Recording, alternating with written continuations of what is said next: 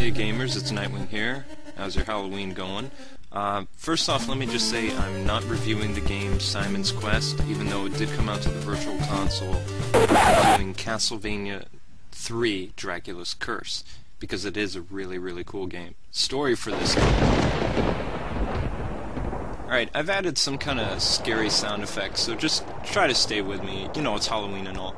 Well, this game takes place in the 15th century, but because Konami has changed the Castlevania games so much, it's kind of messed up in the official canon. They made this to be the first time that Dracula and a Belmont clashed, 250 years before Simon and him did it. But since Konami's kind of went and, you know, put the story in a shotgun and just kind of shot it out, it's kind of hard to explain. Basically, the Belmonts have all been driven out of Romania. It's up to Trevor to kind of restore the family name and defeat Dracula. That's basically it. Alright, concept for this game. Well, first off, I'm sure most of you have played a Castlevania game. I mean, you've seen most of my Castlevania reviews. I mean, you should be playing it, but that's just me. Anyway, you're probably really familiar with who the Belmont character is, whether it's Simon, Trevor, Christopher, Sonia, Richter, you know, the list goes on and on. You're pretty much familiar with who the Belmont character is and what he does. But what Konami has done a little bit different along the way is, now, Trevor is still the main character of Castlevania 3, and he still slays Dracula. That doesn't change. But what Konami wanted to do a little bit different is they wanted to give it kind of like a backstory and kind of like a Final Fantasy feel to it, where you get more than one character to join you. And each character has their own little backstory, like Grant's family was murdered by Dracula and his army, and he wants revenge, and Grant's a pirate. And you meet these characters along the way, and they join your party. I mean, I personally like that Konami did the side characters in this game. I mean, they each have their own significant uses. Like Grant, for instance, he can jump the highest out of all the characters, but his dagger's crap. Alucard is very strong, he can turn into a bat, and he shoots fireballs. But Trevor is the only one who can really take the most damage and stuff like that. You also get to play as a future Mrs. Belmont, Selphie the Wizard, Selphie Bendez, and she has like a little wand and stuff like that. It's really weak, but she has the strongest magical attacks in the game. Actually, she might even have the strongest attacks, period, because she can destroy just about any boss. It's really cool. Alright, controls for this game. Alright, first off, let me just say I'm not going to talk about Trevor Belmont's controls. Mainly because every Castlevania game previous to this, he controls exactly like Simon. You whip, you walk, you jump, you throw items, you climb stairs. Now, for side characters like Grant, in order to climb the ceiling like that, just push up and on the B button, and he'll stick to pretty much any surface. There is a drawback to controlling Grant, though. His dagger is probably the weakest weapon in this game. Now, Selphie the Wizard, she's actually kind of a cool character to control. She jumps a little bit higher than Trevor, and you just do that by pushing the A button. And her magical attacks, all you do is push up and B, like you're going to throw an item from a Belmont. And Selphie is a lot of fun to control. She can't take a lot of hits, but her magic is really strong, and it increases the difficulty for this game to play as her. Now, Alucard is a cool character in himself. I loved Alucard from Symphony of the Night and playing the Aria and Dawn of Sorrow, especially doing the Julius Belmont run. That was really cool.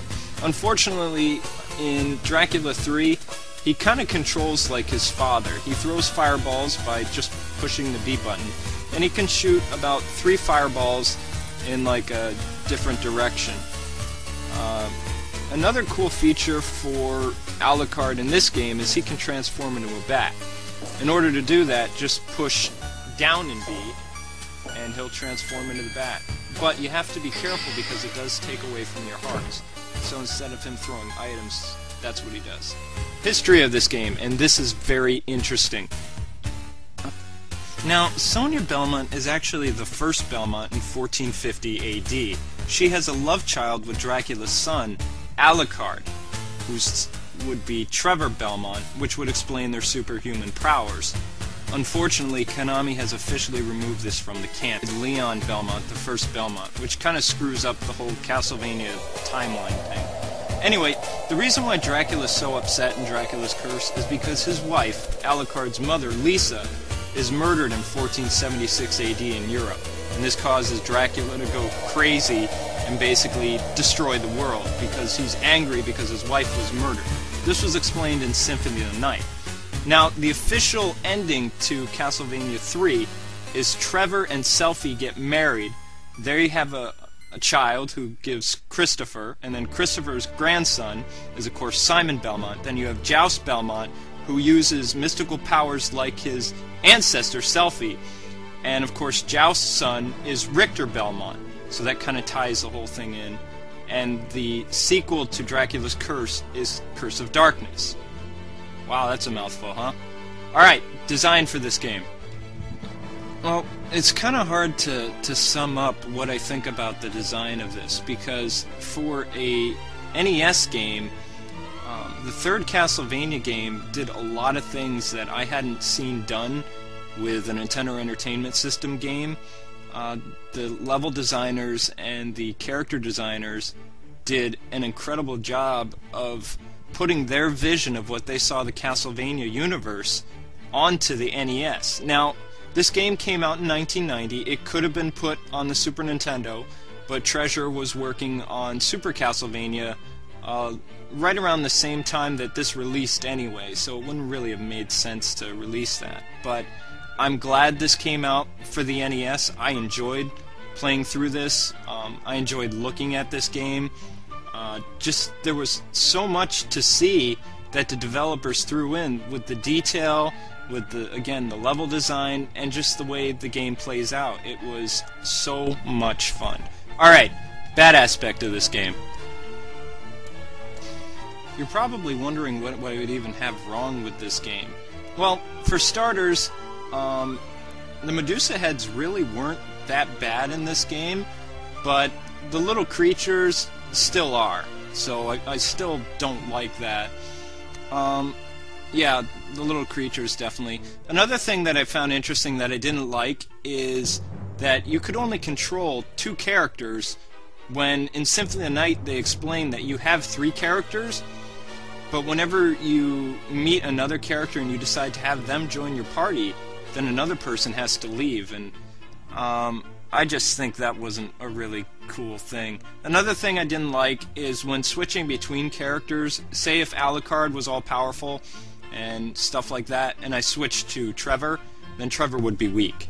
So, alright, good aspect of this game. I loved playing as Alucard. I know he's still not the same as the Symphony of the Night, but his whole demeanor and how he portrays himself is very, very cool. And I have to say that turning into a bat to get around annoying obstacles is very cool. And the fireballs are wicked powerful. I had to say it was so cool to play as Alucard.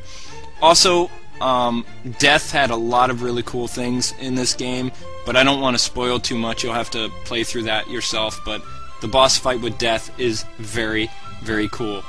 The final scene of the Castlevania 3 is very reminiscent to the first Castlevania, which I liked a lot on the NES. And the battle with Dracula is very, very cool. And I can't help but spoil it because it's just immensely cool. Dracula has 3 forms, very tough to beat, very, very challenging game. This is probably one of the hardest Castlevania games I've ever played, but I enjoyed it so much. You guys have a happy Halloween. I give this game an 8 out of 10. I think that's fair. You guys have a safe Halloween night, and God bless.